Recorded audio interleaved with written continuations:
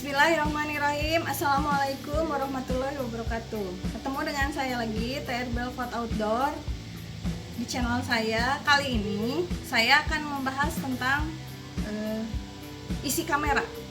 Isi kamera yang kita punya. Selama ini buat pemula nih ya, yang baru-baru pakai kamera, kan biasanya pasangnya auto, jepret aja.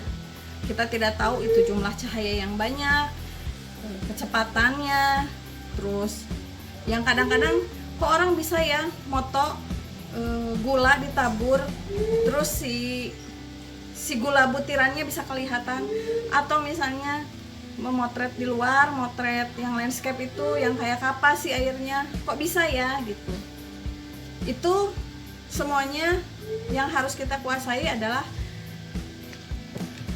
kamera kita. Kita jangan dulu berpikir mau kamera yang bagus kalau kita belum menguasai kamera yang kita punya. Kebetulan saat ini saya menggunakan merek Canon 1200D. Dia nggak ada Bluetooth, fasilitas masih standar karena saya juga kategori masih pemula, masih newbie di motret, baru 3 tahunan, 4 tahunan lah. Ini udah saya pakai sepanjang dari pertama saya menggunakan kamera. Kamera ini karena saya kebanyakan motret food, jadi saya menggunakan lensa yang 50 mm. Sebetulnya lensa apapun bisa, cuman saya melihat para fotografer food itu kebanyakan pada pakai 50 mm. Terus saya coba praktekin ke food, ternyata memang hasilnya berbeda dengan yang lensa bawaan, yang kit. Tapi bukan berarti pakai lensa kit itu jelek, enggak. Pakai lensa kit juga bagus, asal bisa saja mengaturnya. Nah, untuk sebelum kita lanjut, di subscribe dulu ya, like dan komen. Jangan lupa tonton dari awal sampai akhir video. Nah, kali ini saya mau memperlihatkan isi kamera yang kita punya ini apa aja sih gitu di dalamnya. Kadang kita sering kebanyakan, saya sendiri pada saat pertama menggunakan kamera ini selalu auto, yang cahayanya terang benderang entah kemana, maur, susunan komposisi segala macam juga maur, nggak jelas. Nah, kita harus mengenal yang dasar-dasar dulu sebelum kita maju ke teknik komputer yang canggih-canggih itu. Kita kuasai dulu yang dasar-dasar ini. Dasarnya apa aja sih? Ya, bisa dilihat. Ini shutter speed yang ada di sini. Ya, bisa kelihatan ya. Yang 1/per itu shutter speed. Shutter speed itu apa? Kalian bisa Google ya, bisa dibaca sepuas-puasnya di Google. Karena saya yakin juga ada sebagian yang nonton ini pasti lebih paham daripada saya. Jadi saya hanya menjelaskan yang mudah dipahami saja. Ini shutter speed, ya. Ini aperture, dan ini ISO. Ketiga unsur ini harus kita kuasai penggunaannya. Nah, pertama yang ini dulu ya, yang ini namanya shutter speed. Shutter speed ini semakin kita turun, ini buat muterin cepatnya ada di sini, nih, yang roda ini, tuh dia diputar dia makin rendah. Nah, biasanya yang landscape saya perhatiin ya, saya nggak jago landscape sih. Saya perhatiin kalau supaya si airnya kayak kapas gitu, atau si lautnya kayak ager gitu, menggenang begitu, mereka turunin ini. Tuh, makin turun dia makin goyang hasil fotonya. Makanya mereka banyak para landscaper itu suka pada pakai tripod ya. makanya suka dipasang filter segala macam lah, saya nggak paham itu. Nah dia semakin turun dia semakin goyang, dan cahayanya juga makin banyak, makin gede, makin terang benderang gitu. Kalau di Food standarnya, nah ini dinaikin lagi ya, bagian sini kelihatan ya, biasanya dia 1/125 kalau indoor. Nah saya biasa 1/125 kalau indoor, tapi tergantung untuk digunakan apa ya. Kalau hanya motret biasa, bukan untuk kecepatan, misalnya naruh gula biar kelihatan butiran gulanya, itu nggak bisa segini, dia harus lebih banyak lagi. Kayak misalnya supaya butiran air itu pada saat splash kelihatan muncratnya, si butirannya kelihatan di foto, ini dinaikin. Saya biasa pakai 1/1000, ini dinaikin ya.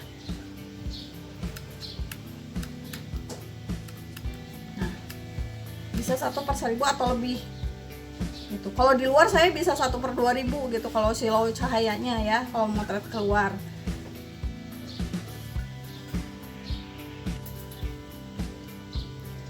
Nah kurang lebih paham ya di sini.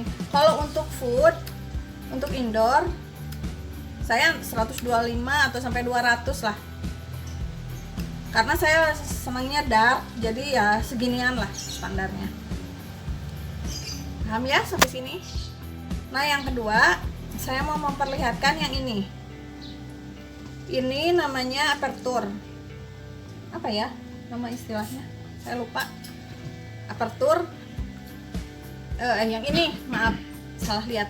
Ini aperture ini biasanya tergantung dari lensa.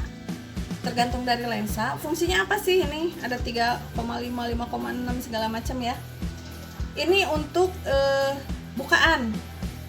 Apa ya? Bukaan. Jadi dia kalau semakin kecil aperture, karena saya pakai lensa 50 mm.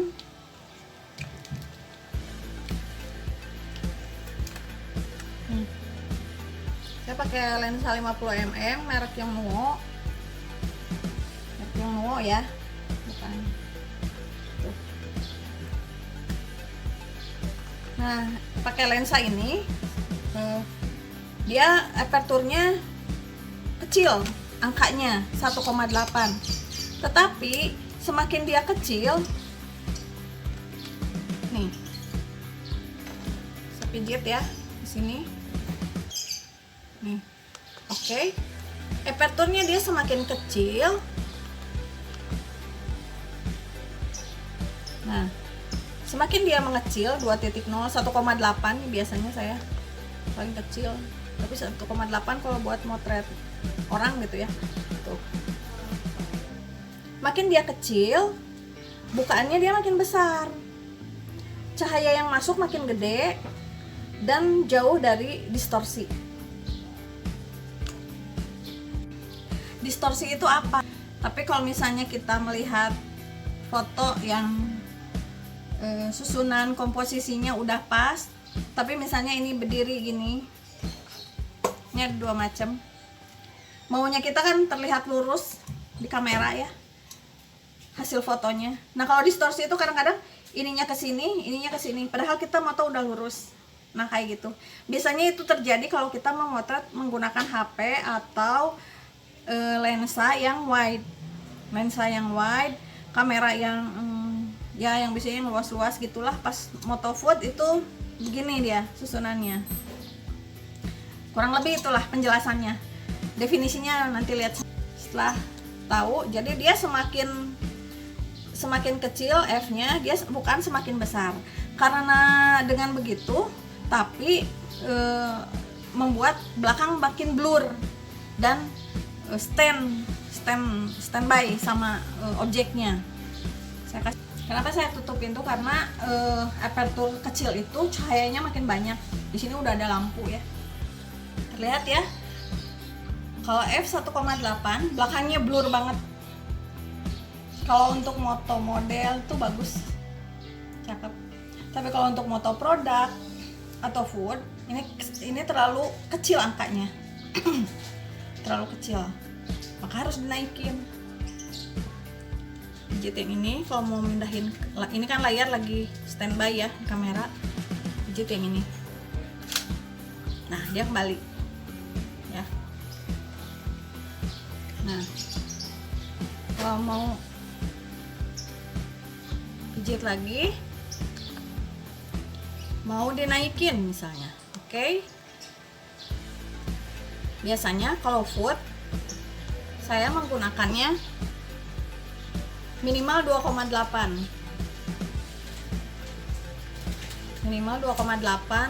atau 3,2 sampai 4.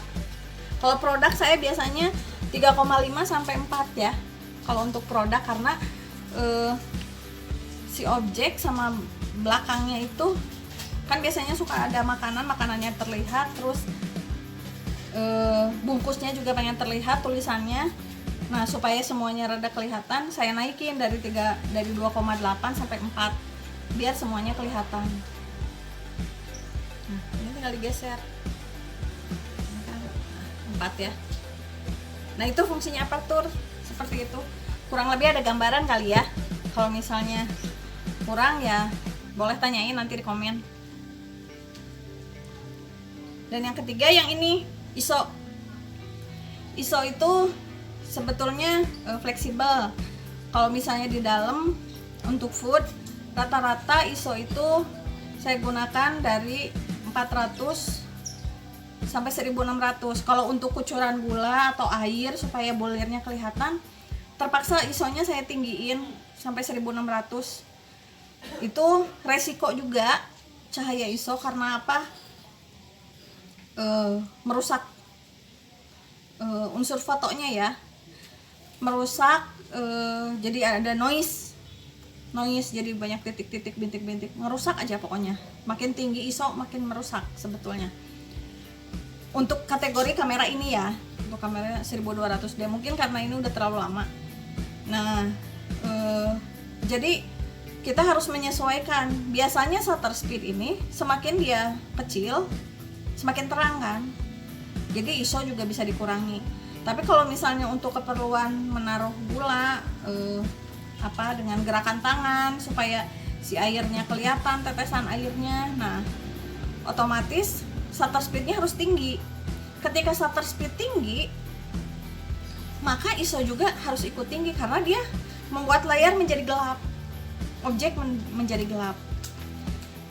Kalau misalnya kita pasang f-nya 1,8, f ini aperture 1,8, dia terang, tapi tidak akan stunning ke objeknya. Si objeknya akan blur, karena makin kecil objeknya pakai f1,8 dia nggak akan kebaca.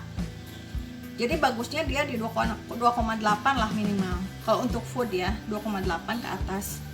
Ya bagus lagi 3,2 sampai 4. Tapi ya itu resikonya akan gelap gitu kalau misalnya shutter speednya tinggi dan si ISO-nya memerlukan tinggi. Makanya kenapa kalau misalnya kita mau yang atraksi begitu, ngucurin air, splash, kita lebih baik di luar supaya apa? Tidak, ISO-nya tidak terlalu tinggi dan menghindari rusaknya foto. Di video lain nanti saya akan perlihatkan prakteknya shutter speed yang tinggi ya. Sampai jumpa.